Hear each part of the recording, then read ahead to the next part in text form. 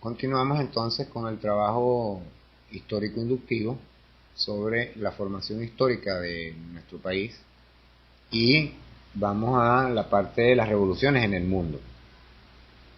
Primero que nada vamos a tomar la diatriba esta expuesta sobre el significado específico y cognitivo de la palabra revolución.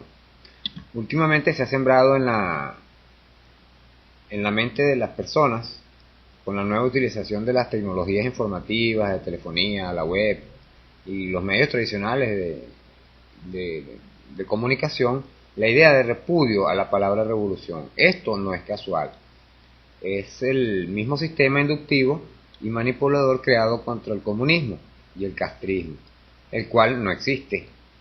Es igual que nuestro proceso revolucionario. En la mente del pueblo, por más de 6 décadas, se ha sembrado esta idea, ¿no? Y así es que oyes hoy a la dichosa frase de el castrocomunismo, mezclando los dos odios irracionales que se les ha sembrado en el subconsciente, con tanto ahínco a la gente. Más que irracional es autómata, es automático y es enfermizo. Esto se hace con la intención de que el pueblo erradique el término revolución y deje de hablar de este, y consecutivamente de sentirlo. El capitalismo tuvo su revolución industrial, como sabemos, a la que desde hace una década llaman industrialización. ¿Ves? No es casual. Eliminaron la palabra revolución a propósito para hacer lo propio con las pertenecientes a la izquierda.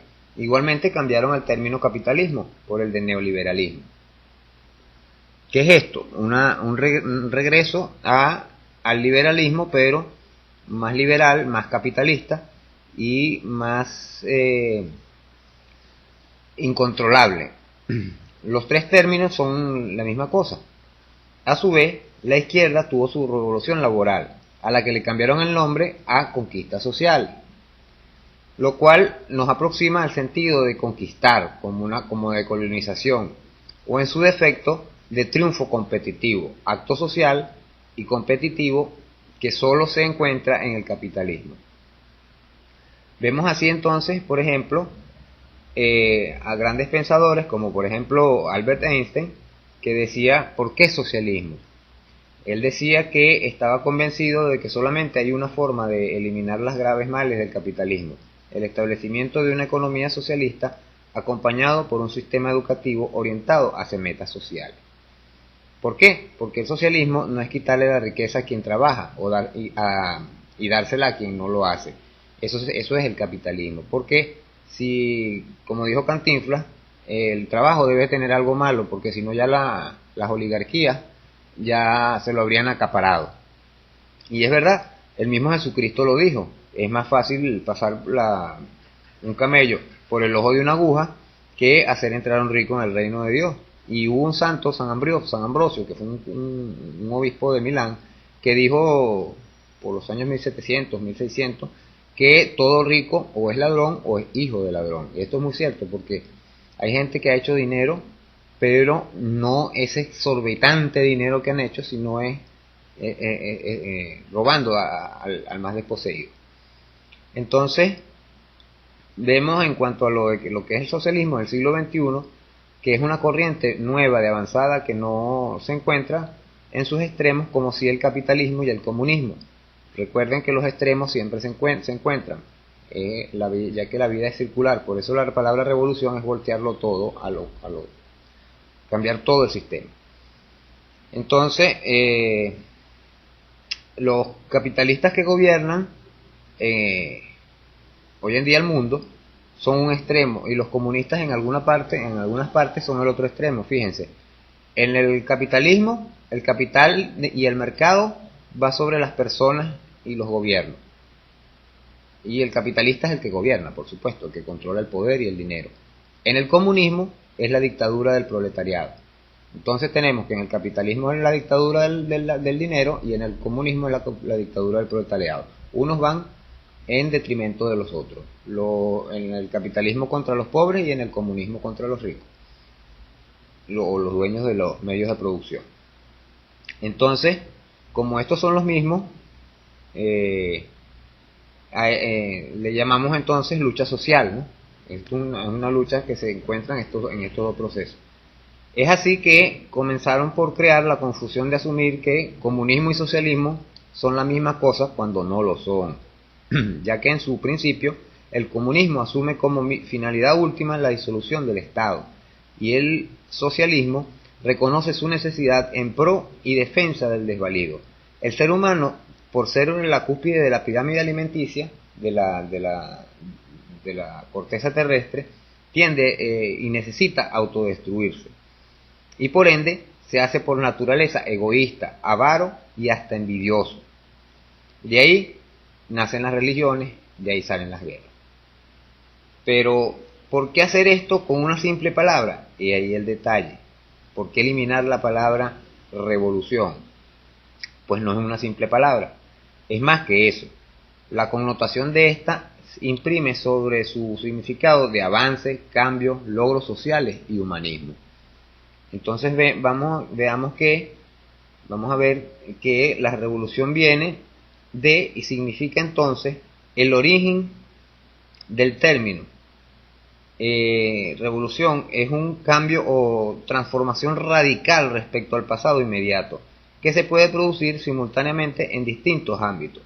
Existe el social, el económico, el cultural, el religioso, entre otros. Las revoluciones tienen consecuencias trascendentales y suelen percibirse como súbitos y violentos, ya que se trata de una ruptura del orden establecido. Las revoluciones nacen como consecuencia de procesos históricos y de construcciones colectivas. La historia establece tres grandes tipos de revoluciones: la política, la social y la económica, por sobre todas las demás revoluciones que hay. La revolución política es aquella donde se reemplaza el gobierno o incluso se modifica la totalidad del sistema político. Las relaciones sociales, como las de propiedad, en cambio, se mantienen inalterables. Un ejemplo de esto fueron la Revolución Europea de 1848, donde generalizó una ola de manifestaciones populares que se expandió con gran velocidad. También vemos la parte de la revolución social, que es un cambio de transformación del conjunto de las relaciones e interacciones sociales cotidianas dentro de un espacio territorial liberado, ya sea una ciudad, un país. De esta forma, las revoluciones sociales sí alteran las relaciones de propiedad y trascienden la política, como por ejemplo la Revolución Francesa en 1789 o la soviética en 1917. En el caso de la Revolución Francesa, que se inició con la proclamación del tercer Estado como Asamblea Nacional y que finalizó con un golpe de Estado de Napoleón en 1799, lo que tenemos que dejar claro es que la misma se produjo por un amplio número de causas. Entre las mismas se encuentran el descontento de las clases populares, el establecimiento de una burguesía que cada vez iba ganando más peso y poder, una crisis económica y una monarquía demasiado rígida. Entonces, vemos por último la revolución económica, que es el cambio drástico de las condiciones de producción, distribución y consumo de los bienes y servicios. El término generalmente se aplica con los cambios tecnológicos, como lo acontecido con la llamada revolución industrial, donde comenzó una época diferente gracias al uso de nuevas técnicas, fuentes de energía, invención de máquinas y nuevos medios de transporte, entre otras cosas. Luego vemos que ya pasando a nuestro país, haciéndolo más local, nosotros hemos tenido nuestras revoluciones, hemos tenido varias, dentro de las cuales está, por ejemplo, la Revolución Libertadora, como primer ejemplo de la situación actual que se fundamenta, ya que a principios del siglo pasado en el robo de consignas, nombres, frases y símbolos, etcétera, y entre otros, las revoluciones sociales fueron fueron yendo infiltrándose, fueron siendo infiltradas pues por por, eh, por personas que después tomaron los nombres y cambiaron el significado de estas mismas revoluciones. Entonces vemos el caso como el uso del nombre Libertadora, que habla de la libertad de los recién obtenida en Venezuela, ¿no? Y en esa época, esta revolución libertadora resultó ser que era de la oligarquía contra los pobres, contra el pueblo. Era una revolución que hecha por los terratenientes. Venezuela en esa época, para el año de 1900, era, ¿cómo te explico? Una revolución, fue una dictadura pero revolucionaria, ¿no? Que trató de quitarle el poder a esa oligarquía que existía, a la burguesía del país.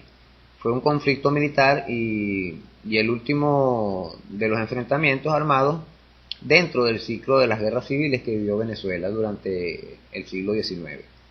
En esa época el presidente era Cipriano Castro y quien había llegado, digamos que a la fuerza en 1899 y con otra revolución llamada liberal restauradora. Una vez en el gobierno propuso una serie de reformas, como habíamos dicho, entre las que estaba fortalecer el Estado en defensa de los más desvalidos, ¿verdad?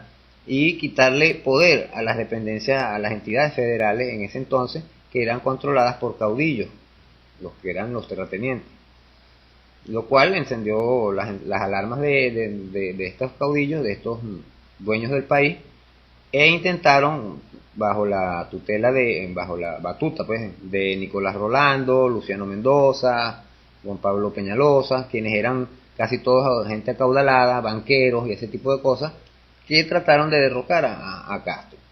¿Qué pasó allí? Bueno, apareció en 1903 más o menos, aparece Juan Vicente Gómez como el ministro de Defensa, jefe del ejército, y derrota a estos alzados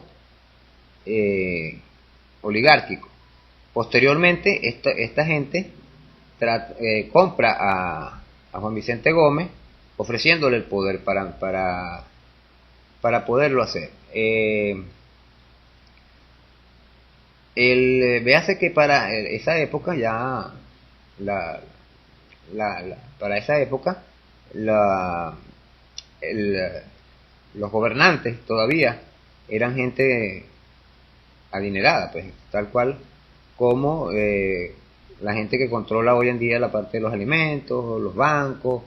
Tienen por ejemplo Ascoter, Meseranes, Cisneros, con los que nos encontramos en medio de una guerra alimenticia, económica, bancaria y mediática, con apoyo de una élite corrupta religiosa. Más adelante ahondaremos en la historia desde la colonia, con el Libertador, Boves, Petit, Miranda, Sucre, la Casa Guipuzcoana, hasta Gallegos y Zamora y Chávez y todo esto estaremos hablando. Como podemos ver entonces, las oligarquías tienden a robarse los significados de las cosas, a tergiversar las palabras, a sus significados y a robarse símbolos de las revoluciones, como el caso de la revolución hoy chavista, socialista, venezolana. Vemos como gente como Capriles, que se comenzó robándose la gorra de Chávez, la chaqueta de Chávez, a vivas cuentas de que tenía la bandera de Venezuela, pero era un diseño hecho para el chavismo. Y también se robó consignas, se robó frases, se robó incluso la simbología del puño cerrado dándole a la mano que Chávez hacía sobre su cabeza. También se robaron el nombre del comando de campaña. Y bueno, así se han ido llevando se han ido robando simbologías para después tratar ahora de borrarnos la palabra revolución, bolivarianismo. Fíjense que lo tratan de eliminar de las Fuerzas Armadas Nacionales, que son bolivarianas, porque una Fuerza Armada que no es bolivariana no es venezolana, no es nacional, no es nacionalista. Y bueno, aquí estamos viendo cómo se ejecutan estas cosas. Entonces, como les dije, entonces más adelante iremos explicando un poco más con detalle todas estas cosas.